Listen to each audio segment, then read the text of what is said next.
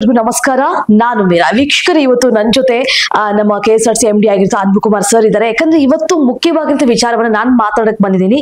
ಬಹು ನಿರೀಕ್ಷಿತ ಸ್ಕೀಮ್ ಅಂತಾನೆ ಹೇಳ್ಬೋದು. ತುಂಬಾ ಜನ ನಿರೀಕ್ಷೆನ ಮಾಡ್ತಾ ಇದ್ರು.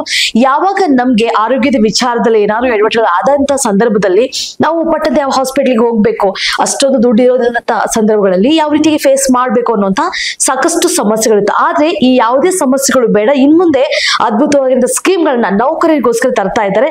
ಸೊ ಅದ್ರ ಬಗ್ಗೆ ಡೀಟೇಲ್ಡ್ ಆಗಿ ಇವತ್ತು ನಾವು ಮಾತನಾಡ್ತಾ ಹೋಗೋಣ. ಸರ್ ನಮಸ್ಕಾರ, ಕಾರ್ಯಕ್ರಮಕ್ಕೆ ಆತ್ಮೀಯ ಸ್ವಾಗತ. ನಮಸ್ತೆ ಮೇಡಮ್. ನಮಸ್ತೆ.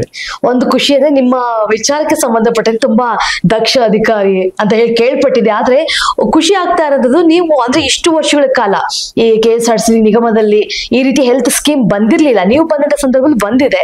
ಸೊ ಅದ್ರ ಬಗ್ಗೆ ಒಂದಿಷ್ಟು ಡೀಟೇಲ್ಸ್ ಆಗಿ ತಿಳಿಸ್ಕೊಡ್ಬೇಕು ಇವತ್ತಿನ ಎಪಿಸೋಡ್ ನಲ್ಲಿ. ಈಗ ಅಂದ್ರೆ ನಾನೀಗ ನಿಮ್ಗೆ ಸ್ಟಾರ್ಟಿಂಗ್ ಅಲ್ಲಿ ಹೇಳ್ದಂಗೆ ತುಂಬಾ ವರ್ಷಗಳ ಕಾಲ ತುಂಬಾ ಜನ ನೌಕರರು ಕಾಯ್ತಾ ಇದ್ರು. ಯಾಕಂದ್ರೆ ರಿಎಂಬರ್ಸ್ಮೆಂಟ್ ಮಾಡ್ಬೇಕು ಅಥವಾ ಬೇರೆ ಬೇರೆ ರೀತಿಯಾಗಿ ಸರ್ಕಸ್ ಗಳನ್ನ ಮಾಡ್ಬೇಕಾಗಿತ್ತು, ಅನಿವಾರ್ಯತೆ ಇತ್ತು. ಈಗ ಬರ್ತಿರೋ ಈ ಒಂದು ಆರೋಗ್ಯ ಸ್ಕೀಮ್ ಯಾವ ರೀತಿ ನೌಕರರಿಗೆ ಸಹಾಯ ಆಗುತ್ತೆ ಅಂತ ಹೇಳ್ತೀರಿ?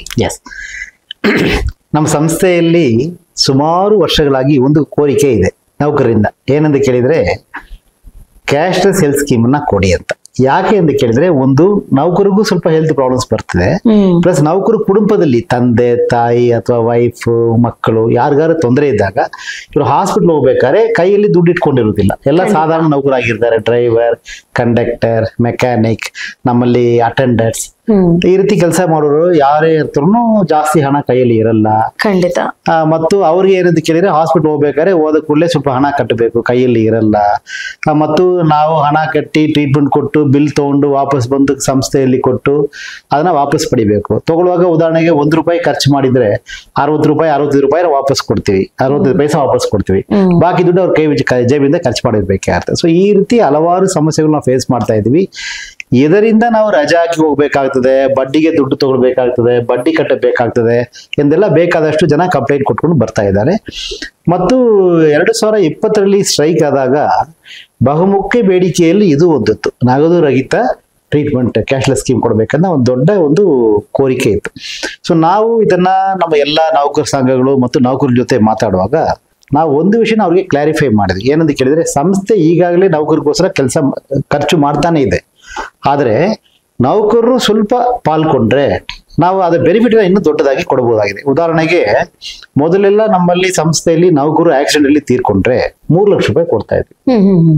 ಈಗ ನಾವು 1 ಕೋಟಿ ಕೊಡ್ತಾ ಇದ್ವಿ. ಆಕ್ಸಿಡೆಂಟ್ ಅಲ್ಲಿ ಯಾವ್ದಾದ್ರು ಎಂಪ್ಲಾಯಿ ತೀರ್ಕೊಂಡ್ರೆ, ಅದು ಆಕ್ಸಿಡೆಂಟ್ ಹೆಂಗಂದ್ರೆ ಆನ್ ಡ್ಯೂಟಿ ಆಕ್ಸಿಡೆಂಟ್ ಇರಬಹುದು, ಆಫ್ ಡ್ಯೂಟಿ ಆಕ್ಸಿಡೆಂಟ್ ಇರಬಹುದು. ಉದಾಹರಣೆಗೆ ನಮ್ಮಲ್ಲಿ ಇಲ್ಲಿ ತನಕ 22 ಕುಟುಂಬಗಳಿಗೆ ಒಂದೊಂದು ಕುಟುಂಬಕ್ಕೂ ತಲಾ ₹1 ಕೋಟಿ ನಾವು ಕೊಟ್ಟಿದ್ವಿ. ಹೆಂಗೆ ಕೊಡಕ್ಕಾಯ್ತು? ನೌಕರು ₹250 ಕಟ್ತಾರೆ ಪ್ರತಿ ತಿಂಗಳು. ಈಗ ಪಾರ್ಟಿಸಿಪೇಟರಿ ಸ್ಕೀಮ್ ಆಗಿದೆ ಅದು. ಸಂಸ್ಥೆ ಸ್ವಲ್ಪ ದುಡ್ಡು ಕೊಡ್ತದೆ, ನೌಕರು ಸ್ವಲ್ಪ ದುಡ್ಡು ಕೊಡ್ತಾರೆ. ಅದರಿಂದ ಏನಾಗುತ್ತದೆ, ನಾವು ಅದನ್ನ ಒಡ್ಡುಗೂಡಿಸಿ ಒಂದು ಒಳ್ಳೆ ದೊಡ್ಡ ಯೋಜನೆಯಾಗಿ ನೌಕರಿಗೆ ಕೊಡಕ್ಕೆ ಸಾಕಾಗುತ್ತೆ. ಅದೇ ರೀತಿಯಲ್ಲಿ ಈಗ ಸಂಸ್ಥೆ ಸ್ವಲ್ಪ ನೌಕರ ಆರೋಗ್ಯಕ್ಕೆ ಖರ್ಚು ಮಾಡ್ತಾ ಇದೆ.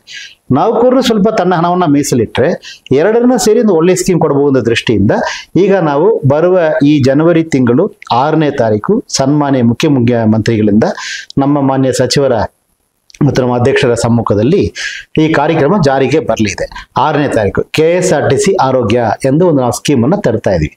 ಈ ಸ್ಕೀಮ್ ಮುಖಾಂತರ ನಮ್ಮ ಎಂಪ್ಲಾಯೀಸ್ ತನ್ನ ತಂದೆ ತಾಯಿ, ಎಂಪ್ಲಾಯಿ, ಅವರ ಪತಿ ಅಥವಾ ಪತ್ನಿ, ಮಕ್ಕಳು, ಇವರು ಎಲ್ಲರನ್ನು ಕರ್ನಾಟಕ ರಾಜ್ಯದಲ್ಲಿರುವ ಸುಮಾರು 250 ಹಾಸ್ಪಿಟಲ್ಗಳಿಗೆ ಅವರು ಎಲ್ಲಿ ಬೇಕಾದ್ರೂ ಹೋಗಿ ಅಡ್ಮಿಷನ್ ಆಗ್ಬಹುದು, ಟ್ರೀಟ್ಮೆಂಟ್ ತಗೋಬಹುದು, ಹಣ ಕಟ್ಟಬೇಕಿಲ್ಲ, ವಾಪಸ್ ಬರಬಹುದು. ಅಂದ್ರೆ ಸರ್, ನೀವು ಹೇಳ್ತಾ ಇದ್ರಿ ಮನೆ ಸದಸ್ಯರ ವಿಚಾರಕ್ಕೆ ಬರೋದೇ ಆಗಿದ್ದಲ್ಲಿ ಲಿಮಿಟ್ ಏನಾದ್ರು ಇದೆನಾ? ಯಾವ ರೀತಿಯಾಗಿ ಅಂದ್ರೆ ಇಷ್ಟೇ ಜನ, 5 ಜನ ಮಾತ್ರ, 6 ಜನ ಮಾತ್ರ? ಲಿಮಿಟ್ ಯಾವುದೂ ಇಲ್ಲ. ತಂದೆ ತಾಯಿ ಅವರ ಆದಾಯ 13,500 ಮೇಲ್ಪಟ್ಟಿರಬಾರ್ದು. ಇದು ಗೌರ್ಮೆಂಟ್ ನಾಮ್ಸ್, ಅದು ನಾವು ಫಿಕ್ಸ್ ಮಾಡೋದು ನಾಮ್ಸ್ ಅಲ್ಲ. ಆಸ್ ಪರ್ ಗೌರ್ಮೆಂಟ್ ನಾಮ್ಸ್ 13,500 ಮೇಲ್ಪಟ್ಟು ತಿಂಗಳಿಗೆ ಇರಬಾರ್ದು. ಉದಾಹರಣೆಗೆ ಯಾರ್ದೋ ಒಬ್ಬರದು ಇನ್ಕಮ್ ಟ್ಯಾಕ್ಸ್ ಪೇ ಇರ್ತಾರೆ, ಅವ್ರದ್ದು ಆಸ್ತಿ ಜಾಸ್ತಿ ಇದೆ. ಉದಾಹರಣೆಗೆ ಒಬ್ಬರಿಗೆ ಬಾಡಿಗೆ ಬರ್ತಾ ಇರೋದು ₹60,000 ತಿಂಗಳು ಬಾಡಿಗೆ ಬರ್ತಾ ಇರೋದು, ಅಂತವ್ರಿಗೆ ಅನ್ವಯಿಸಲ್ಲ. ಬಟ್ ನಮ್ಮ ಡ್ರೈವರ್ ಕಂಡಕ್ಟರ್ಸ್ ಎಲ್ಲ ಸಾಧಾರಣವಾಗಿ ಇರ್ತಾರೆ. ಅದರಿಂದ ಅವ್ರಿಗೆ ಯಾರಿಗೂ ಒಬ್ಬರಿಬ್ಬರಿಗೆ ಸ್ವಲ್ಪ ಚೆನ್ನಾಗಿರಬಹುದು, ಬಾಕಿ ಯಾರಿಗೂ ಅಂತ ಆದಾಯಗಳು ಇಲ್ಲ. ಅಂದ್ರೆ mostly 98 or 97% employees will be covered under the scheme. 97% ಮೇಲ್ಪಟ್ಟು ಎಂಪ್ಲಾಯಿ ಈ ಸ್ಕೀಮ್ ಒಳಗೆ ಕವರ್ ಆಗ್ತಾರೆ. ಓಕೆ, ನೀವು ಹೇಳ್ತಾ ಇದ್ರಿ ಆ ಆಸ್ಪತ್ರೆಗಳು 200ಕ್ಕಿಂತ ಅಧಿಕವಾಗಿರುವಂತಹ ಆಸ್ಪತ್ರೆಗಳು ಅಂತ. ಸೊ ಯಾವ ರೀತಿಯಾಗಿ ಮಲ್ಟಿ ಸ್ಪೆಷಾಲಿಟಿ ಹಾಸ್ಪಿಟಲ್ಸ್ ಅಂದ್ರೆ ಬೇರೆ ಬೇರೆ ಬೇರೆ ರೀತಿಯಾಗಿ ಸಮಸ್ಯೆಗಳು ಕಾಡುತ್ತೆ. ಒಬ್ಬರಿಗೆ ಹಾರ್ಟ್ ಅಟ್ಯಾಕ್ ಸಮಸ್ಯೆಗಳಾಗಿರ್ಬೋದು, ಬೇರೆ ಬೇರೆ ಆಪರೇಷನ್, ಯಾವುದೇ ಕಾಯಿಲೆಗೆ ಬೇಕಾದ್ರೆ ಹೋಗಿ ಅಡ್ಮಿಟ್ ಆಗ್ಬಹುದು. ಕ್ಯಾನ್ಸರ್ ಇರಬಹುದು, ಹಾರ್ಟ್ ಪ್ರಾಬ್ಲಮ್ ಇರಬಹುದು, ಕಿಡ್ನಿ ಪ್ರಾಬ್ಲಮ್ ಇರಬಹುದು, ಸ್ಟ್ರೋಕ್ ಇರಬಹುದು, ಅಥವಾ ಬೇರೆ ಯಾವುದೇ ರೀತಿಯಾದ ಕಾಯಿಲೆ ಇರಬಹುದು. ಒಂದು ಇದಕ್ಕೆ ನಾವು ಲಿಮಿಟ್ ಏನು ಇಟ್ಟಿಲ್ಲ, ಯಾಕಂದ್ರೆ ನೌಕರರ ಆರೋಗ್ಯ ಬಹಳ ದೃಷ್ಟಿಯಲ್ಲಿ ಜಾಸ್ತಿ ಇರುವುದರಿಂದ ನಾವು ಲಿಮಿಟ್ ಯಾವುದು ಇಟ್ಟಿಲ್ಲ. ಇದು ಎರಡನೇದು. ಸೊ ಒಂದು ಯಾವುದೇ ಕಾಯಿಲೆ, ಇನ್ನೊಂದು ಲಿಮಿಟ್ ಯಾವುದೂ ಇಲ್ಲ. ಮೂರನೇದು ರಾಜ್ಯದಲ್ಲಿ ಯಾವ ಹಾಸ್ಪಿಟಲ್ ಅವರು, ಉದಾಹರಣೆಗೆ ನಮ್ಮಲ್ಲಿ ಕೆಲವು ಡ್ರೈವರ್ಸ್ ಏನ್ ಮಾಡ್ತಾರೆ, ನೀವು ಚಾಮರಾಜನಗರ ತಗೊಳ್ಳಿ, ಚಾಮರಾಜನಗರಲ್ಲಿ ಡ್ಯೂಟಿ ಮಾಡ್ತಿರ್ತಾರೆ, ಅವ್ರ ತಾಯಿ ತಂದೆ ಬಿಜಾಪುರ ಅವರು ಆಗಿರ್ತಾರೆ. ಈಗ ಅವರು ಏನ್ ಮಾಡ್ಬೇಕು, ಈಗ ಡ್ರೈವರ್ ಎಲ್ಲಿ ಇದ್ದಾರೆ ಅವ್ರು ಡ್ಯೂಟಿ ಮಾಡೋ ಕಡೆ ಅವರು ಟ್ರೀಟ್ಮೆಂಟ್ ತಗೋಬಹುದು. ತಂದೆ ತಾಯಿಗೆ ಬಿಜಾಪುರ ನಾವು ಹಾಸ್ಪಿಟಲ್ ಎಂಪೆಲ್ ಮಾಡಿರ್ತೀವಿ, ಅವ್ರು ಅಲ್ಲಿ ಟ್ರೀಟ್ಮೆಂಟ್ ತಗೋಬಹುದು. ಆವಾಗ ಏನಾಗುತ್ತದೆ, ನೌಕರರು ಸ್ವಲ್ಪ ಮನ ನೆಮ್ಮದಿಯಿಂದ ಕೆಲಸ ಮಾಡ್ಲಿಕ್ಕೆ ಸಾಧ್ಯ ಆಗ್ತದೆ. ಮತ್ತು ಇವರು ಡ್ಯೂಟಿಲಿ ಮಾಡ್ತಾ ಇದ್ರು ಸಮೇತ ನಮ್ಮ ಕಾರ್ಡ್ ಅನ್ನು ತೋರಿಸಿದ್ರೆ ಸಾಕು. ಅದು ಕಾರ್ಡ್ ತಗೊಂಡೋಗಲ್ಲ, ಅದನ್ನು PF number, driver PF number ಏನಿದೆ ಅದನ್ನು ಕೊಟ್ಟರೆ ಸಾಕು, ಆಟೋಮೆಟಿಕ್ ಟ್ರೀಟ್ಮೆಂಟ್ ಕೊಡ್ತಾರೆ. ಕರ್ನಾಟಕದ ಯಾವುದೇ ಭಾಗದಲ್ಲಿ ನಮ್ಮಲ್ಲಿ ಎಂಪೆಲ್ ಆಗಿರುವ ಹಾಸ್ಪಿಟಲ್, ಉದಾಹರಣೆಗೆ ಇವತ್ತಿಗೆ ಒಂದು ನಮ್ಮ ಹಾಸ್ಪಿಟಲ್ ಸಂಖ್ಯೆ 250 ಇದೆ. ಇನ್ನು ಮುಂಬರುವ ದಿವಸದಲ್ಲಿ 300, 400, 600 ಜಾಸ್ತಿ ಆಗ್ಬಹುದು. ನಮ್ಮ ಉದ್ದೇಶ ಏನಂದ್ರೆ ಪ್ರತಿ ತಾಲೂಕಾದಲ್ಲೂ ಕನಿಷ್ಠ 2-3 ಹಾಸ್ಪಿಟಲ್ ಆದ್ರೂ ಇರಬೇಕು. ಆವಾಗ ಎಂಪ್ಲಾಯಿ ಎಲ್ಲಿ ಇದಾರೆ ಅಲ್ಲಿ ಹೋಗಿ ಟ್ರೀಟ್ಮೆಂಟ್ ತಗೋಬಹುದು. ಸೊ ಈಗ ಉದಾಹರಣೆಗೆ ನಮ್ಮಲ್ಲಿ ಆಬ್ಸೆಂಟೀಸಮ್ ಜಾಸ್ತಿ ಇದೆ. ಯಾಕೆ ಆಬ್ಸೆಂಟ್ ಆಗ್ತಾರೆ ನಮ್ಮ ನೌಕರರು?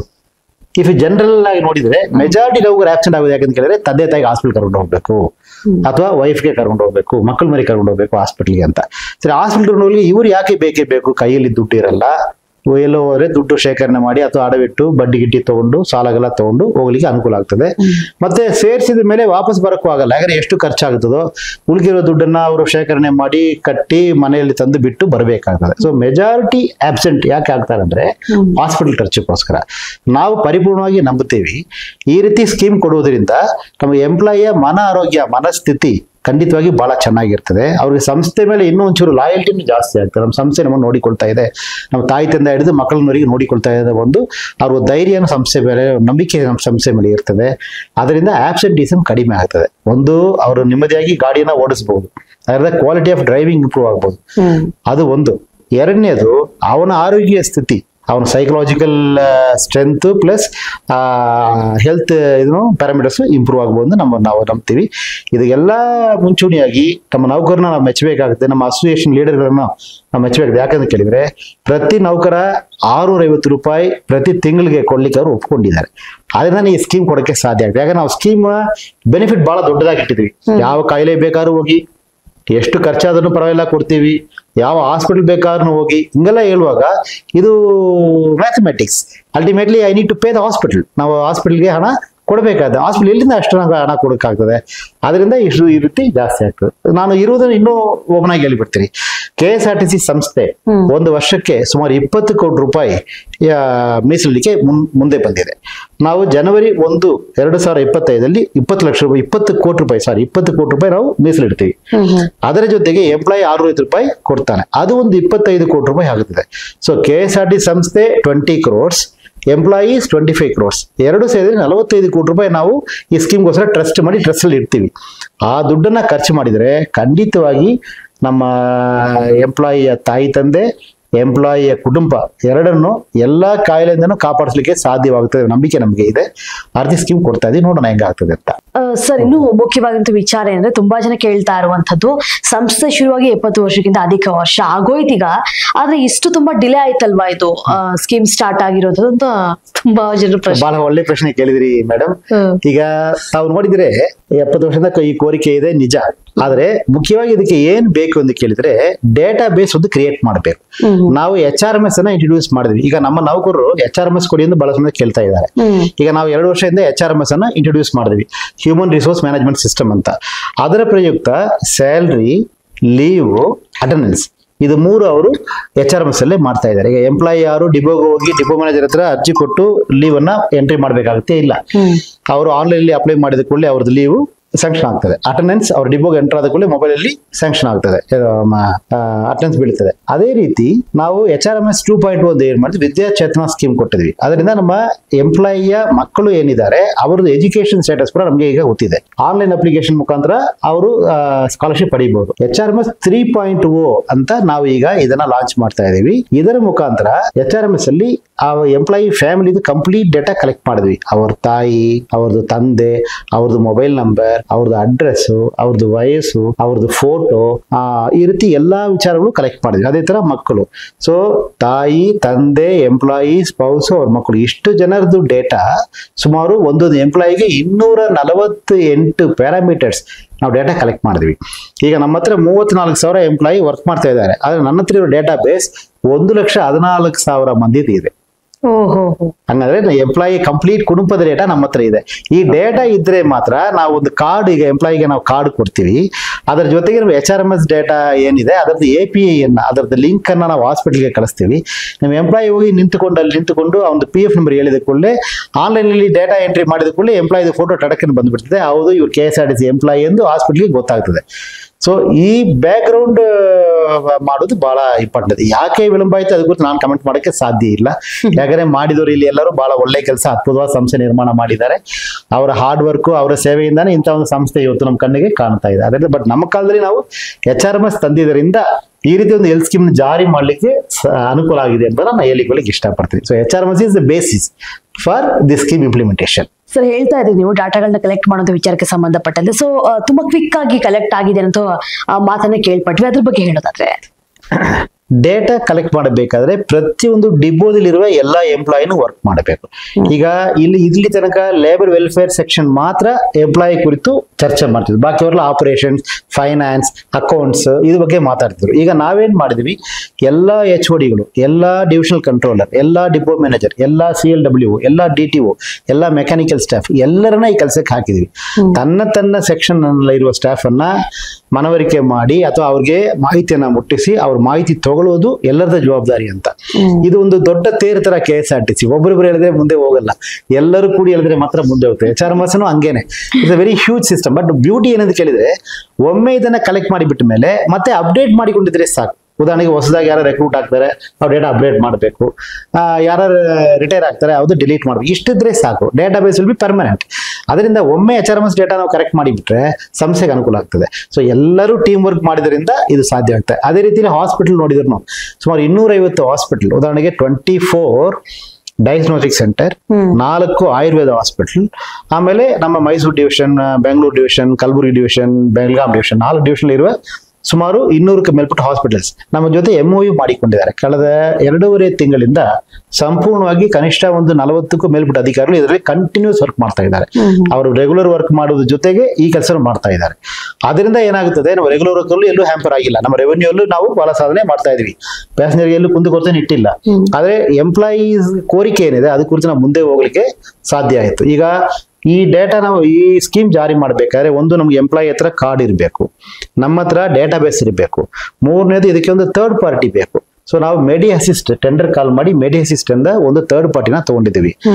ಇದರಲ್ಲಿ ಈ ಸ್ಕೀಮ್ ಬಹುಮುಖ್ಯ ಉದ್ದೇಶ ಏನಂತ ಕೇಳಿದ್ರೆ, ಎಂಪ್ಲಾಯಿ ಯಾರ ಹತ್ರನ ಅರ್ಜಿ ಇಟ್ಕೊಂಡು ಓಡಾಡಬಾರ್ದು, ಬಿಲ್ ಇಟ್ಕೊಂಡು ಓಡಾಡಬಾರ್ದು. ಸೊ ಈಗ ಉದಾಹರಣೆಗೆ ನಮ್ಮ ಕಾರ್ಡ್ ತಗೊಂಡು ಹಾಸ್ಪಿಟಲ್ ಹೋಗ್ತಾರೆ, ಹಾಸ್ಪಿಟಲ್ ಹೋದ್ಮೇಲೆ ಅವ್ರು ಆನ್ಲೈನ್ ಅಪ್ಡೇಟ್ ಮಾಡ್ತಾರೆ, ಈ ಎಂಪ್ಲಾಯಿ ಇವತ್ತು ಅಡ್ಮಿಟ್ ಆಗ್ತಾರೆ, ಇವ್ರಿಗೆ ಇಷ್ಟು ಖರ್ಚಾಗುತ್ತದೆ, ಇಂಥ ಟ್ರೀಟ್ಮೆಂಟ್ ಕೊಟ್ಟಿದೀವಿ ಅಂತ. ಆ ಬಿಲ್ ನಮಗೆ ಆನ್ಲೈನ್ ನೇರವಾಗಿ ಬಂದ್ಬಿಡ್ತದೆ. ಇದನ್ನ ಥರ್ಡ್ ಪಾರ್ಟಿ ಅವರು ಚೆಕ್ ಮಾಡಿ ಇದು ಕರೆಕ್ಟ್ ಇದೆ ಅಂತ ಹೇಳ್ತಾರೆ. ನಮ್ಮ ಅಕೌಂಟ್ ಸೆಕ್ಷನ್ ಅವರು ಸ್ಯಾಂಕ್ಷನ್ ಮಾಡ್ತಾರೆ. ಇದಕ್ಕೆ DP ಅವರು ಅನುಮೋದನೆ ಕೊಡ್ತಾರೆ. ಇಷ್ಟೇ ಇರುವುದು. ಇದೆಲ್ಲಾನು ಆನ್ಲೈನ್ ಆಗ್ತದೆ, ಯಾವುದೇ ಮ್ಯಾನುವಲ್ ಪ್ರಾಸೆಸ್ ಇಲ್ಲ. ಅದರಿಂದ ಯಾವುದೇ ರೀತಿಯಲ್ಲಿ ಒಂದು ಬಯಾಸ್ ಆರ್ ಪ್ರೆಜುಡಿಸ್ ಅದು ಇರಲಿಕ್ಕೆ ಸಾಧ್ಯ ಇಲ್ಲ, ವಿಳಂಬ ಆಗಲಿಕ್ಕೆ ಸಾಧ್ಯ ಇಲ್ಲ. ಅದ್ರ ಜೊತೆ ನೌಕರು 4 ಕಡೆ ಓಡಾಡಬೇಕಂತ ಅಗತ್ಯನೂ ಇಲ್ಲ. ಸೊ ಇದೆಲ್ಲ ಕನಸಲ್ಲಿ ಇಟ್ಕೊಂಡು ಒಂದು ಒಳ್ಳೆ ರೀತಿಯಲ್ಲಿ ಸ್ಕೀಮ್ ಡಿಸೈನ್ ಮಾಡಿದ್ವಿ.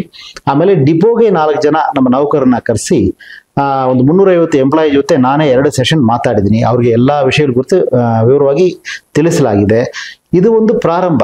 ಉದಾಹರಣೆಗೆ ನಾವು ನೋಡಬೇಕಾದ್ರೆ ಇನ್ ಸರ್ವಿಸ್ ಡೆತ್, ಎಂಪ್ಲಾಯಿ ಸೇವೆಯಲ್ಲಿ ಇರುವಾಗ ತೀರ್ಕೊಂಡ್ರೆ ಅವ್ರ ಕುಟುಂಬಕ್ಕೆ 10 ಲಕ್ಷ ಕೊಡ್ತೀವಿ ಅಂತ ಹೇಳಿದೀವಿ. ಇಲ್ಲಿವರೆಗೂ ಕನಿಷ್ಠ ಸುಮಾರು ಒಂದು 97-98 ಮಂದಿಗೆ ನಾವು 10 ಲಕ್ಷ ರೂಪಾಯಿ ದುಡ್ಡು ಕೊಟ್ಟಿದ್ದೀವಿ. 1 ಕೋಟಿ ರೂಪಾಯಿ ಎಂಪ್ಲಾಯಿ ತೀರ್ಕೊಂಡ್ರೆ 1 ಕೋಟಿ ಕೊಡ್ತೀವಿ ಅಂತ ಹೇಳಿದೀವಿ. ಕೆಲವರು ಟೀಕೆನೂ ಮಾಡಿದ್ರು, 1 ಕೋಟಿ ಕೊಟ್ಬಿಡ್ತಾರಾ, ಆಗುತ್ತದಾ? ಒಂದು ಎಂಪ್ಲಾಯಿಗೆ 1 ಕೋಟಿ ಕೊಡೋದು ಸುಲಭವಾದ ಕೆಲಸನಾ? ನಿಜವಾಗಿ ಅವ್ರ ಅಕೌಂಟ್ಗೆ ದುಡ್ಡು ಬೀಳುತ್ತದೆ ಎಲ್ಲ ಕೇಳಿದವರು ಉಂಟು. ಆದ್ರೆ ನಾವು 22 ಕುಟುಂಬಗಳಿಗೆ 1 ಕೋಟಿ ರೂಪಾಯಿ ಚೆಕ್ ಎಲ್ಲರ ಮುಂದೆ ನಿಲ್ಲಿಸಿ ಕೊಟ್ಟಿದೀವಿ, ಅವ್ರ ಅಕೌಂಟಲ್ಲಿ FD ಮಾಡಿದೀವಿ. ಇನ್ನ 2 ಚೆಕ್ 6ನೇ ತಾರೀಕು ಸನ್ಮಾನ್ಯ ಮುಖ್ಯಮಂತ್ರಿಗಳ ಕೈಯಿಂದಾನೇ ಕೊಡ್ಲಿಕ್ಕೆ ರೆಡಿ ಇದೆ. 2 ಕುಟುಂಬಕ್ಕೆ 2 ಸೊ 24 ಕುಟುಂಬಗಳಿಗೆ 1 ಕೋಟಿ ಕೊಟ್ಟಂಗೆ ಆಗ್ತದೆ. ನಮ್ಮದು ಉದ್ದೇಶ ಏನಂತ ಕೇಳಿದ್ರೆ, ಎಂಪ್ಲಾಯಿಗೆ ನಾವು ಏನೇ ಅನುಕೂಲ ಮಾಡಿದ್ರು ಅದು ನಿಜವಾಗಿ ಅವನ ಕುಟುಂಬಕ್ಕೆ ಒಂಥರ ಹೆಲ್ಪ್ ಮಾಡೋ ತರ ಇರಬೇಕೆಂಬುದು ಉದ್ದೇಶ. ಸೊ ಈ ಸ್ಕೀಮ್ ಖಂಡಿತವಾಗಿ ಸಕ್ಸಸ್ ಆಗ್ತದೆ ಮತ್ತು ಎಂಪ್ಲಾಯಿ ಅದರ ಓನರ್ಶಿಪ್ ತಗೊಳ್ತಾರೆ, ಅವರು ಅದಕ್ಕೆ ಪಾಲ್ದಾರರು ಆಗಿದ್ದಾರೆ ಎಂಬುದೇ ಒಂದು ರೀತಿ ವಿಶೇಷ. ಯಾಕೆ ಇಷ್ಟು ದಿನ ಮಾಡಿಲ್ಲ ಅಂತ ಕೇಳಿದ್ರೆ, ಪಾಲ್ದಾರಿಕೆಯಲ್ಲಿ ಇದೆ. Ultimately it's mathematics, total how much money we are spending ಅಂತ, ಎಷ್ಟು ದುಡ್ಡು ಸ್ಕೀಮ್ ಖರ್ಚು ಮಾಡ್ತೀವಿ ಎಂಬ ಮೇಲೆ ಇರ್ತದೆ. 1 ಕೋಟಿ ಕೊಡ್ಬೇಕಾದ್ರೆ ಸುಮ್ಮನೆ ಕೊಡ್ಬೇಕಾಗಲ್ಲ, ಎಲ್ಲರೂ ಪಾಲ್ದಾರಿಕೆ ತಗೊಂಡಿದ್ರಿಂದ 1 ಕೋಟಿ ಕೊಡಕ್ಕಾಗ್ತದೆ. ಅದೇ ರೀತಿ ಇಲ್ಲಿ ತಿಂಗಳಿಗೆ 650 ರೂಪಾಯಿ ಕೊಡುವುದರಿಂದ ಈ ಸ್ಕೀಮ್ ನಮ್ಮ ಎಂಪ್ಲಾಯಿ ಕೊಡ್ಲಿಕ್ಕೆ ಅನುಕೂಲ ಆಗ್ತದೆ. ಸೊ ಯಾವಾಗ ಎಂಪ್ಲಾಯಿ ತಾನು ಕೈ ಜೋಡಿಸ್ತಾನೆ ಅವಾಗ ಒಳ್ಳೆ. ಅದಕ್ಕೆ ನಾನು ಯಾವಾಗ ತಮಾಷೆಗೆ ಹೇಳ್ತಿರ್ತೀನಿ, ಸಂಸ್ಥೆ ಮಾತ್ರ ಕೊಡುವುದಾದ್ರೆ ಒಂದು ಪುಳಿಯೋದ್ರೆ ಮಾತ್ರ ಕೊಡ್ಲಿಕ್ಕೆ ಸಾಧ್ಯ. ಎಂಪ್ಲಾಯಿನ ನಮ್ ಜೊತೆ ಕೈ ಜೋಡಿಸ್ಕೊಂಡ್ರೆ ಬಾಸ್ಮತಿ ರೈಸ್ ಬಿರಿಯಾನಿ ಮಾಡಬಹುದು. ಸೊ ಈಗ ಎಂಪ್ಲಾಯಿ ಕೈ ಜೋಡಿಸಿದರೆ ಸ್ಕೀಮ್ ಒಳ್ಳೆ ಸ್ಕೀಮ್ ಡಿಸೈನ್ ಮಾಡ್ಲಿಕ್ಕೆ ಸಾಧ್ಯ ಆಗ್ತದೆ ಅಷ್ಟೇ. ಓಕೆ, ವೆರಿ ನೈಸ್, ಅರ್ಥಪೂರ್ಣವಾಗಿರೋದು ಮಾತು ಅನ್ಕೋತೀನಿ. ಸೊ ನೆಕ್ಸ್ಟ್ ಇವಾಗ ಇನ್ನೊಂದು ಪ್ರಶ್ನೆ ಏನು ಅಂದ್ರೆ, KSRTC ನೌಕರರಿಗೆ ಮಾತ್ರ ಇದು ಅಪ್ಲೈ ಆಗುವಂತ ಸ್ಕೀಮ್ ಅಥವಾ BMTC ಕೂಡ ಸಾಕಷ್ಟು ಜನ ಇದ್ದಾರೆ, ಸೊ ಅವ್ರಿಗೂ ಏನಾದ್ರು ಅಪ್ಲೈ ಆಗುತ್ತಾ ಹೇಗೆ ಸರ್? ನಮ್ಮ ಸನ್ಮಾನ್ಯ ಸಚಿವರು ಈಗಾಗಲೇ ಸೂಚನೆ ಕೊಟ್ಟಿದ್ದಾರೆ, ಎಲ್ಲಾ ಸಂಸ್ಥೆಗಳು 4 ಸಂಸ್ಥೆಗಳಲ್ಲೂ ಈ ಸ್ಕೀಮ್ ಇಂಪ್ಲಿಮೆಂಟ್ ಆಗ್ಬೇಕಂತ. ಆದ್ರೆ ಈ ಸ್ಕೀಮ್ ಇಂಪ್ಲಿಮೆಂಟ್ ಮಾಡಬೇಕಾದ್ರೆ ಮೊದಲು HRMS ಬೇಕು. ಈಗ 3 ಸಂಸ್ಥೆಗಳು HRMS ಮಾಡ್ಲಿಕ್ಕೆ ಶುರು ಮಾಡಿದ್ದಾರೆ. ಮುಂದಿನ ಆರ್ಥಿಕ ವರ್ಷದಲ್ಲಿ ತಾನು ಮಾಡುವುದಾಗಿ ಹೇಳಿದ್ದಾರೆ ಸಚಿವರಿಗೆ. ಅದರಿಂದ ಅಲ್ಲಿಗೂ ಜಾರಿಗೆ ಬರ್ತದೆ. ಈಗ KSRTC ಮದರ್ ಕಾರ್ಪೊರೇಷನ್, ಇಲ್ಲಿ ನಾವು ಏನ್ ಮಾಡ್ತೀವಿ ಮೋಸ್ಟ್ಲಿ ಎಲ್ಲಾ ಕಾರ್ಪೊರೇಷನ್ ತಗೊಳ್ತಾರೆ. ನಾವು ತಗೊಳ್ಳಲ್ಲ ಅಂತ ಎಲ್ಲಿಗೆ ಯಾವ ಕಾರ್ಪೊರೇಷನ್ ಇಲ್ಲ. ಬಟ್ ಖಂಡಿತವಾಗಿ ಅವರು ತನ್ನ ಪ್ರಯತ್ನ ಮಾಡ್ತಾರೆ, ನಾವು ಅವ್ರಿಗೆ ಬೇಕಾದ ಸಹಕಾರ ಖಂಡಿತವಾಗಿ ಕೊಡ್ತೇವೆ. ಸರ್, ನಂಗೊಂದು ವೈಯಕ್ತಿಕವಾಗಿರೋ ಪ್ರಶ್ನೆ ಕಾಡ್ತಾ ಇದೆ. ನೀವ್ ಹೇಳಿದ್ರಿ 13,000 ರೂಪಾಯಿವರೆಗೂ ತಿಂಗಳಿಗೆ ಇನ್ಕಮ್ ಯಾರ್ದಿರುತ್ತೋ, ಸ್ಯಾಲ್ರಿ ಯಾರ್ದಿರುತ್ತೋ ಅವ್ರಿಗೆ ಮಾತ್ರ ಇದು ಅಪ್ಲೈ ಆಗತ್ತೆ ಅಂತ. ಅಪ್ಲೈ ಆಗಲ್ಲ ಅವ್ರಿಗೆ, ಅಪ್ಲೈ ಆಗಲ್ಲ. ಅದಕ್ಕೆ ಯಾರಿಗೆ ತಾಯಿ ತಂದೆ, ಉದಾಹರಣೆಗೆ ನನ್ನ ತಾಯಿ ಇದ್ದಾರೆ, ಅವ್ರಿಗೆ 13,500 ಮೇಲ್ಪಟ್ಟು ಪೆನ್ಷನ್ ಬೇರೆ ಆದಾಯ ಬರ್ತದೆ, ಅವ್ರು ಈ ಸ್ಕೀಮ್ಗೆ ಬರಲ್ಲ ಅಂತ. ಬರಲ್ಲ. ಓಕೆ, ಅಂದ್ರೆ ಎಂಪ್ಲಾಯಿ ಎಲ್ಲಿವರೆಗೂ ಸ್ಯಾಲ್ರಿ ಇದ್ರೆ ಎಂಪ್ಲಾಯಿಗೆ ಸ್ಯಾಲ್ರಿ ಕುರಿತು ಏನ್ ತೊಂದರೆ ಅದೇನಿಲ್ಲ, ಎಂಪ್ಲಾಯಿ ಸ್ಯಾಲ್ರಿ ಲೆಕ್ಕ ಇಲ್ಲ. ತಾಯಿ ತಂದೆ ಯಾವ ಒಳಪಡಲ್ಲ ಅಂದ್ರೆ ಅವ್ರ ತಾಯಿ ತಂದೆ ಆದಾಯ, ಮಂತ್ಲಿ ಆದಾಯ 13,500ಕ್ಕೆ ಮೇಲ್ಪಟ್ಟು. ಉದಾಹರಣೆಗೆ ಕೆಲವರು ಒಂದು ಟೀಚರ್ ಆಗಿ ರಿಟೈರ್ ಆಗಿರ್ತಾರೆ ಅಂತ ಇಟ್ಟುಕೊಳ್ಳಿ, ಉದಾಹರಣೆ ಕೊಡ್ತೀನಿ ನಾನು. ಅವ್ರದ್ದು ಪೆನ್ಷನ್ ಒಂದು 26,000 ಇದೆ ಅಂತ ಇಟ್ಟುಕೊಳ್ಳಿ. ನಾವು ಅವ್ರಿಗೆ ಈ ಸ್ಕೀಮ್ ಅಲ್ಲಿ ಅವ್ರಿಗೆ ಇನ್ನು ಪಾಲ್ದಾರಿ ಕೊಡ್ಲಿಕ್ಕೆ ಸಾಧ್ಯ ಇಲ್ಲ. ಇದು ಗವರ್ಮೆಂಟ್ ನಾಮ್ಸ್, KSRTC ನಾಮ್ಸ್ ಅಲ್ಲ. ಆದ್ರಿಂದ ಅದೇ ತರ ಮಕ್ಕಳಿಗೆ 25 ವಯಸ್ಸು ಮೇಲ್ಪಟ್ಟು ಅಥವಾ ಮದುವೆ ಆದ ಮಕ್ಕಳಿಗೆ ಇದು ಸ್ಕೀಮ್ ಬರಲ್ಲ. ಅಪ್ ಟು 25 ನಾವು ಕೊಡ್ತೀವಿ, ಮದುವೆ ಆಗಿಲ್ಲ ಅಂದ್ರೆ. ಉದಾಹರಣೆಗೆ ಒಬ್ಬರಿಗೆ 23ಕ್ಕೆ ಮದುವೆ ಆಗಿರ್ತದೆ, ಆವಾಗ ಅವ್ರು ಮದುವೆ ಆದ ಕೂಡಲೇ ಸ್ಕೀಮ್ ಒಳಗೆ ಬರಲ್ಲ. ಎರಡೇ ಇರುವುದು. 2 ಕಂಡೀಷನ್ ಎಂಪ್ಲಾಯೀಸ್ಗೆ ಚೆನ್ನಾಗಿ ಗೊತ್ತು, ನಾನೇ ಎಕ್ಸ್ಪ್ಲೈನ್ ಮಾಡಿದ್ದೇನೆ. ಯಾವುದೇ ಎಂಪ್ಲಾಯಿಗೆ ಯಾವ್ದು ಕಂಡೀಷನ್ ಇಲ್ಲ, ಅವ್ರ ಮಕ್ಕಳಿಗೆ ಅವ್ರ ತಾಯಿ ತಂದೆಗೆ ಅನ್ವಯಿಸುತ್ತದೆ. ಅವ್ರ ತಾಯಿ ತಂದೆಗೆ ಆದಾಯ 13,500ಕ್ಕೂ ಮೇಲ್ಪಟ್ಟು ತಿಂಗಳ ಆದಾಯ ಇದ್ರೆ ಅವರು ಇಲ್ಲಿ ಒಳಪಡಲ್ಲ. ಮಕ್ಕಳು 25 ವಯಸ್ಸಕ್ಕೂ ಮೇಲ್ಪಟ್ಟಾದ್ರೆ ಅಥವಾ ಮದುವೆ ಆದ್ರೆ ಅವ್ರು ಒಳಪಡಲ್ಲ. ಓಕೆ, ಅಂದ್ರೆ ಒಂದ್ ರೀತಿ ಇದು ಅವರ ಇನ್ಕಮ್ ಮೇಲೆ ಡಿಪೆಂಡ್ ಆಗುವಂತ ವಿಚಾರ. ಯಾವುದೇ ಸ್ಕೀಮ್ ಇಂಪ್ಲಿಮೆಂಟ್ ಮಾಡಬೇಕಾದ್ರೂ ಅದಕ್ಕೆ ಗಡಿ ನಿಗದಿ ಮಾಡಿದ್ರೆ ಮಾತ್ರ ನಾವು ಇಂಪ್ಲಿಮೆಂಟ್ ಮಾಡಕ್ಕೆ ಸಾಧ್ಯ. ಕಂಪ್ಲೀಟ್ಲಿ ಲಿಮಿಟ್ಲೆಸ್ ಎಂದು ಯಾವುದು ಸ್ಕೀಮ್ ಕೊಡಕ್ಕೆ ಸಾಧ್ಯನೇ ಇಲ್ಲ. ಎಲ್ಲದಕ್ಕೂ ಒಂದು ಕಾಂಪೌಂಡ್ ವಾಲ್ ಹಾಕ್ಲೇಬೇಕಾಗ್ತದೆ, ಆ ರೀತಿ ಇದೆ. ಬಟ್ ಆದ್ರೆ ಎಷ್ಟು ಜನ ಎಂಪ್ಲಾಯಿಗೆ ತಾಯಿ ತಂದೆಗೆ 13,500ಕ್ಕೆ ಮೇಲ್ಪಟ್ಟ ಆದಾಯ ನೋಡಿದ್ರೆ 97 or 98% ಎಂಪ್ಲಾಯಿ ತಾಯಿ ತಂದೆಗೆ ಆದಾಯಗಳು ಇಲ್ಲ. ಅದರಿಂದ ಅವ್ರು ಬಂದೇ ಬರ್ತಾರೆ. ಯಾರೋ ಒಬ್ಬರಿಬ್ಬರಿಗೆ ಇದ್ರೆ ಅದು ನಾವು ಅನ್ವಯಿಸಕ್ ಆಗಲ್ಲ. ಸರ್, ನೀವು ಹೇಳ್ತಾ ಇದ್ರಿ ಕರ್ನಾಟಕದಾದ್ಯಂತ 200ಕ್ಕೂ ಅಧಿಕವಾಗಿರುವಂತಹ ಆಸ್ಪತ್ರೆಗಳು ನಮ್ಮ ಜೊತೆ ಟೈಪ್ ಆಗಿದೆ ಅಂತ. ಇದು ಕೇವಲ ಗವರ್ಮೆಂಟ್ ಆಸ್ಪತ್ರೆಗಳು ಮಾತ್ರನಾ ಅಥವಾ ಪ್ರೈವೇಟ್ ಎಷ್ಟು ಇದೆ ಇದರಲ್ಲಿ ಅಂತ? ಯಾಕಂದ್ರೆ ಪ್ರೈವೇಟ್ ಅದೇ ಸಮಸ್ಯೆ ಆಗ್ಬಿಡುತ್ತೆ. ಕೊನೆಯದಾಗಿ ಏನೋ ಅಪ್ಲೈ ಆಗೋದ್ರಿಂದ ಹೋಗಿರ್ತಾರೆ, ಅಲ್ಲಿ ಅಪ್ಲೈ ಆಗೋದಿಲ್ಲ, ಕೊನೆಯದಾಗಿ ಮತ್ತೆ ಕ್ಯಾಶ್ ಕೊಟ್ಟು ಬರುವಂತ ಅನಿವಾರ್ಯತೆ ಸೃಷ್ಟಿ ಆಗ್ಬಾರ್ದಲ್ಲ. ಈಗ major private hospitals Narayana Hrudayalaya, MS Ramaiah, saint John's, BGS hospital, Sutturmath Swamiji hospital, SS Mallikarjuna hospital Davanagere, ಈ ರೀತಿ ಮೇಜರ್ ಪ್ರೈವೇಟ್ ಹಾಸ್ಪಿಟಲ್ಸ್ ಯಾವುದಿದೆ, KLE ಹಾಸ್ಪಿಟಲ್ ಇನ್ ಬೆಳಗಾಂ, ಇದು ಎಲ್ಲ ಹಾಸ್ಪಿಟಲ್ ಒಡಂಬಡಿಕೆ ಮಾಡಿಕೊಂಡಿದ್ವಿ. ನಮ್ಮ ನವಗುರು ಪ್ರೈವೇಟ್ ಹಾಸ್ಪಿಟಲ್ಸ್ಗೂ ಹೋಗ್ಬೋದು, ಕೆಲವರು ಗೌರ್ಮೆಂಟ್ ಹಾಸ್ಪಿಟಲ್ಗೂ ಹೋಗ್ಬೋದು, ಕೆಲವರು ಮೆಡಿಕಲ್ ಕಾಲೇಜ್ ಇಟ್ಕೊಂಡು ಹಾಸ್ಪಿಟಲ್ಸ್ಗೂ ಹೋಗ್ಬೋದು. ಆಮೇಲೆ suppose hospitals diagnosis centre refer ಮಾಡಿದ್ರೆ MRI ಸ್ಕ್ಯಾನ್, ಅಥವಾ ಸ್ಪೆಷಲ್ ಬ್ಲಡ್ ಟೆಸ್ಟ್ ಅಂತದ್ದೇನು ರೆಕಮೆಂಡ್ ಮಾಡಿದ್ರೆ ಅದಕ್ಕೂ ಸಮೇತ ಒಂದು 24 ಡಯಾಗ್ನೋಸ್ಟಿಕ್ ಸೆಂಟರ್ ಜೊತೆಗೆ ನಾವು ಒಡಂಬಡಿಕೆ ಮಾಡಿಕೊಂಡಿದ್ವಿ. ಸೊ ಇದು ಗೌರ್ಮೆಂಟ್ ಹಾಸ್ಪಿಟಲ್ ಆದ್ರೆ ನಾವು ಅವ್ರಿಗೆ ಪೇಮೆಂಟ್ ಮಾಡೋ ರೀತಿ ಬೇರೆ ಇರ್ತದೆ, ಪ್ರೈವೇಟ್ ಹಾಸ್ಪಿಟಲ್ ಅವ್ರು ಪೇಮೆಂಟ್ ಮಾಡೋ ರೀತಿ ಬೇರೆ ಇರ್ತದೆ. ಅದಕ್ಕೆ ನಾವು ಅವ್ರ ಜೊತೆ ಒಡಂಬಡಿಕೆ ಮಾಡಿಕೊಳ್ತೀವಿ, MOU ಇಲ್ಲ ಅದ ಕಂಡೀಷನ್ ಹಾಕಿರ್ತೀವಿ. ನಮ್ಮ ಉದ್ದೇಶ ಏನಂತ ಕೇಳಿದ್ರೆ, ನಮ್ಮ ಉದ್ದೇಶ ಗೌರ್ಮೆಂಟ್ ಹಾಸ್ಪಿಟಲ್ ಪ್ರೈವೇಟ್ ಹಾಸ್ಪಿಟಲ್ ಇಲ್ಲ. ನಮ್ಮ ಉದ್ದೇಶ ಎಂಪ್ಲಾಯಿ ಯಾವ ಹಾಸ್ಪಿಟಲ್ ಹೋಗ್ಲಿಕ್ಕೆ ಇಷ್ಟಪಡ್ತಾರೋ ಆ ಹಾಸ್ಪಿಟಲ್ ಹೋಗ್ಲಿಕ್ಕೆ ಅವಕಾಶ ಮಾಡಿ ಕೊಡಬೇಕು, ಅದು ನಮ್ಮ ಮೊದಲ ಉದ್ದೇಶ. ಎರಡನೇದು, ಸಾಧ್ಯವಾದಷ್ಟು ಅವ್ನು ಎಲ್ಲಿನೂ ಪೇಮೆಂಟ್ ಮಾಡಬಾರ್ದು. ಉದಾಹರಣೆಗೆ ಸರ್ ಪೇಮೆಂಟೇ ಮಾಡಲ್ವಾ ಎಂಪ್ಲಾಯಿ ಅಂದ್ರೆ, ಚಿಕ್ಕ ಪುಟ್ಟ ಪೇಮೆಂಟ್ ಅವರು ಮಾಡಬೇಕಾಗ್ಬೋದು. ಉದಾಹರಣೆಗೆ ಡಯಾಪರ್ ತಗೊಳ್ತಾರೆ, ಡಯಾಪರ್ 1-2 ಕಲ ಹೋಗ್ಲಿಕ್ಕೆಲ್ಲ ಪೇಷಂಟ್ಗೆ ಡಯಾಪರ್ ಕೊಡ್ತಾರೆ, ಅದು ನಾವು ಪೇಮೆಂಟ್ ಕೊಡಲ್ಲ.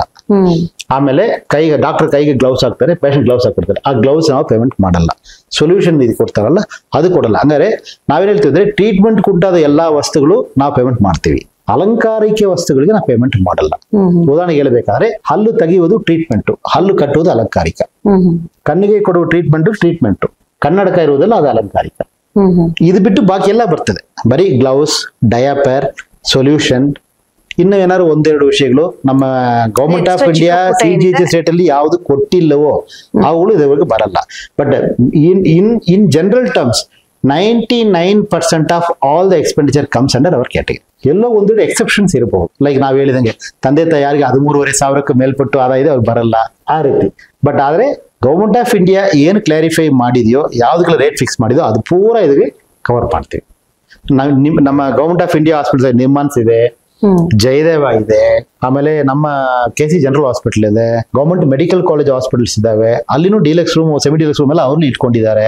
ಅಂತ ಕಡೆನೂ ಜನ ಹೋಗ್ಬೋದು. ಸೊ ಜನರಿಗೆ ಯಾವ ಹಾಸ್ಪಿಟಲ್ ಹೋಗ್ಬೇಕು ನಂಬಿಕೆ ಇದೆಯೋ ಆ ಹಾಸ್ಪಿಟಲ್ ಕಳಿಸ್ಕೊಡೋದು ನಮ್ಮ ಪ್ರಯತ್ನ ಅಷ್ಟೇ. ಸರ್, ಓವರ್ ಆಲ್ ಆಗಿ ಕೊನೆಯದಾಗಿ ನೌಕರರಿಗೆ ಏನ್ ಹೇಳ್ತೀರಾ ಈ ಮುಖಾಂತರ, ನಮ್ಮ ನಿಗಮ ವಾಹಿನಿಯ ಮುಖಾಂತರ? ಈ ಸ್ಕೀಮ್ ತಾವು ನೋಡಿದ್ರೆ ನಾವು ಒಂದು ಹೆಸರು ಕೊಟ್ಟಿದ್ದೀವಿ, ಈ ಸ್ಕೀಮ್ಗೆ ಥೀಮ್ ಕೊಟ್ಟಿದ್ದೀವಿ. ಥೀಮ್ ಅಂದ್ರೆ ಎಲ್ಲರೂ ಒಬ್ಬರಿಗಾಗಿ, ಒಬ್ಬೊಬ್ಬರು ಎಲ್ಲರಿಗಾಗಿ ಅಂತ. All for one, one for all. ಈಗ ಈ ಸ್ಕೀಮ್ ಯಾರು ತಿಳ್ಕೊಂಡ್ರೆ, ನಾವು 600 ರೂಪಾಯಿ ಕಟ್ತೀವಲ್ಲ ಅಂತ ತಿಳ್ಕೊಂಡ್ರೆ, ಅವ್ರಿಗೆ ನಾನು ಹೇಳೋದು ಒಂದೇ ಒಂದು, ನಿಮಗೆ ಏನಾದ್ರು ಒಂದು ದಿನ CL ಉಳಿದ್ರೆ 600 ರೂಪಾಯಿ ನಿಮಗೆ ಸೇವ್ ಆಗ್ತದೆ. ಈ ಸ್ಕೀಮ್ ಇಂದ ನಿಮ್ಗೆ ಒಂದಿನ EL ಉಳಿದ್ರೆ 600 ರೂಪಾಯಿ ನಿಮಗೆ ಸೇವ್ ಆಗಿಬಿಡ್ತದೆ. ಈ ಸ್ಕೀಮ್ ಇಂದ ನಿಮ್ಗೆ ಒಂದು ದಿನ OT ಮಾಡಕ್ಕೆ ಅವಕಾಶ ಆಗಿಬಿಟ್ರೆ ನಿಮ್ಗೆ 600 ರೂಪಾಯಿ ಸೇವ್ ಆಗಿಬಿಡ್ತದೆ. ಎಲ್ಲದಕ್ಕಿಂತ ಹೆಚ್ಚಾಗಿ ಮನಸ್ಸಲ್ಲಿ ನಾವು ಸೆಕ್ಯೂರಿಟಿ ಒಂದು ಕೊಟ್ಟಿರ್ತೀವಿ, ಹೆಲ್ತ್ ಸೆಕ್ಯೂರಿಟಿ ಒಂದು ಕೊಟ್ಟಿರ್ತೀವಿ. ಎಲ್ಲಿ ನಾವು ಆ ತೊಂದರೆ ಆದ ಕೂಡಲೇ ಯಾವ ಬೇಕಾದ್ರೂ ಹೋಗ್ಬೋದು ಸೆಕ್ಯೂರಿಟಿ ಇದೆಯಲ್ಲ, ಇದು ಸುಲಭವಾಗಿ ಬೇರೆ ಯಾವ ಸ್ಕೀಮಲ್ಲಿ ಸಿಗಲಿಕ್ಕೆ ಅಷ್ಟು ಸುಲಭವಾಗಿ ಸಾಧ್ಯ ಇಲ್ಲ. ಅದರಿಂದ ಇದು ನಿಮ್ಮ ಸಂಸ್ಥೆ ನಿಮಗೋಸ್ಕರವಾಗಿ ಕೊಡ್ತಾ ಇದೆ, ಇದನ್ನ ಸದುಪಯೋಗ ಮಾಡಿಕೊಳ್ಳಬೇಕು. ಅದರ ಜೊತೆಗೆ ಇದನ್ನ ಯಾರು ದುರುಪಯೋಗ ಮಾಡಿಕೊಳ್ಳದೆ ನೋಡಿಕೊಳ್ಳುವ ಜವಾಬ್ದಾರಿನೂ ಎಲ್ಲರ ಮೇಲೂ ಇರುತ್ತದೆ.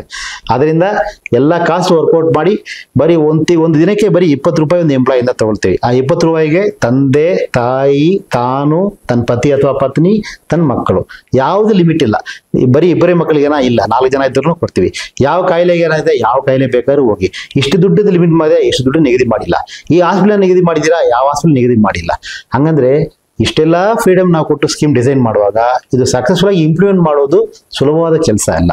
ಎಲ್ಲರೂ ಕೈ ಜೋಡಿಸಿದ್ರೆ ಮಾತ್ರ ಸಾಧ್ಯವಾಗುತ್ತೆ. ಆ ನಿಟ್ಟಿನಲ್ಲಿ ಎಂಪ್ಲಾಯಿ ಹತ್ರ ತುಂಬಾ ಗೌರವಪೂರ್ವವಾಗಿ ವಿನಂತಿ ಮಾಡಿಕೊಳ್ಳುತ್ತೀನಿ, ಇದು ನಿಮ್ಮ ಸ್ಕೀಮ್, ನಿಮಗೋಸ್ಕರ ಮಾಡಿರುವ ಸ್ಕೀಮ್, ನೀವುಗಳು ಕೈ ಜೋಡಿಸ್ಕೊಂಡು ಮಾಡಿಕೊಂಡಿರುವ ಸ್ಕೀಮ್. ಇದನ್ನ ಯಾವುದೇ ಕಾರಣಕ್ಕೂ ಸರಿಯಾಗಿ ಬಳಸ್ಕೊಳ್ಳೋ ಜವಾಬ್ದಾರಿ ಎಲ್ಲರ ಮೇಲೂ ಇರ್ತದೆ. ಖಂಡಿತವಾಗಿ ನಾವು ಹೆಂಗೆ ಬೇರೆ 1 ಕೋಟಿ ರೂಪಾಯಿ 10 ಲಕ್ಷ ರೂಪಾಯಿ ಸ್ಕೀಮ್ ಕೊಟ್ಟಿದಾಗ ಸಕ್ಸಸ್ ಆಯ್ತು, ಆತರ ಇದನ್ನು ಸಕ್ಸಸ್ ಆಗ್ತದೆ. ತಮ್ಮ ಆರೋಗ್ಯಕ್ಕೋಸ್ಕರ KSRTC ಕೈಗೊಳ್ತಿರುವ ಬಹುದೊಡ್ಡ ಪ್ರಯತ್ನ ಅಂತ ಇದನ್ನ ಹೇಳಬಹುದಾಗಿದೆ. Thank you. ಓಕೆ ಸರ್, ಇಷ್ಟೊತ್ತು ಕಾರ್ಯಕ್ರಮಕ್ಕೆ ಆಗಮಿಸಿ ಸಾಕಷ್ಟು ವಿಚಾರಗಳನ್ನ, ಆರೋಗ್ಯ ವಿಚಾರಕ್ಕೆ ಸಂಬಂಧಪಟ್ಟಂತೆ ಯಾವ ರೀತಿ ಸ್ಕೀಮ್ ಅನ್ನ ಯೂಸ್ ಮಾಡ್ಕೋಬಹುದು ಅನ್ನೋದ್ರ ಬಗ್ಗೆ ತುಂಬಾ ತಿಳಿಸ್ಕೊಟ್ರಿ. Thank you so much. Thank you madam. But ಇನ್ನೊಂದು ಮಾತು ಹೇಳಕ್ ಇಷ್ಟಪಡ್ತೀನಿ. ಒಂದ್ ಕಡೆ ಹೇಳ್ತಾರೆ, ನಾನೆಲ್ಲ ಕೇಳುವಾಗ, ಎಷ್ಟು ತಡವಾಗಿ ನಮ್ಗೆ ಒಂದಿಷ್ಟು ಕಾರ್ಯಗಳಾಗುತ್ತೋ ಅಷ್ಟು ಉತ್ತಮ ಅಂತ ಹೇಳಿ.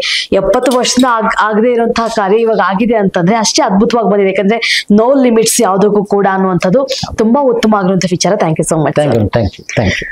ಎಸ್ ವೀಕ್ಷಕರೇ, ನೋಡಿದ್ರಲ್ಲ ಯಾವ ರೀತಿಯಾಗಿ ಈ ಸ್ಕೀಮ್ ಅನ್ನ ಯೂಸ್ ಮಾಡ್ಕೋಬಹುದು ನೌಕರರು ಅಂತ. ನಾನು ನಿಮ್ಗೆ ಅವಾಗ ಹೇಳ್ತಾ ಇದ್ದೆ, ಎಷ್ಟೇ ತಡವಾಗಿದ್ರು ಪರವಾಗಿಲ್ಲ, ಆದ್ರೆ ಉತ್ತಮವಾಗಿರೋ ಸ್ಕೀಮ್ ನಮ್ಮೆಲ್ಲ ನೌಕರರಿಗೆ ಸಿಗ್ತಾ ಇದೆ. ಸೊ ಇದ್ರಲ್ಲಿ ಮೇನ್ಲಿ ನಿಮ್ದು ಎಷ್ಟೇ ಸ್ಯಾಲರಿ ಇರಲಿ, ಏನೇ ಇರಲಿ, ಎಂಥದ್ದೇ ಕಾಯಿಲೆ ಇರಲಿ, ಹಾಗೇನೆ ಆಸ್ಪತ್ರೆಗಳು ಕೂಡ ಒಂದಿಷ್ಟು ಸದ್ಯಕ್ಕೆ 200ಕ್ಕಿಂತ 250 ಹಾಸ್ಪಿಟಲ್ ಈಗಾಗಲೇ ನಾಮಿನೇಟ್ ಮಾಡಿದ್ದಾರೆ. ಇನ್ನೊಂದಿಷ್ಟು ಆಸ್ಪತ್ರೆಗಳು ಆಡ್ ಆನ್ ಆಗ್ತಾ ಹೋಗುತ್ತೆ. ಸೊ ಎಲ್ಲಿ ಬೇಕಾದ್ರೂ ನೀವು ಆರಾಮಾಗಿ ನಿಮಗೆ ಬೇಕಾಗಿರುವಂತಹ ಚಿಕಿತ್ಸೆನ ಪಡೆದುಕೊಳ್ಬಹುದು. ಇದಾಗಿತ್ತು ಇವತ್ತಿನ ವಿಶೇಷ. ಇನ್ನೊಬ್ಬ ವ್ಯಕ್ತಿಯೊಂದಿಗೆ ಮತ್ತೆ ಭೇಟಿಯಾಗೋಣ. ನಮಸ್ಕಾರ.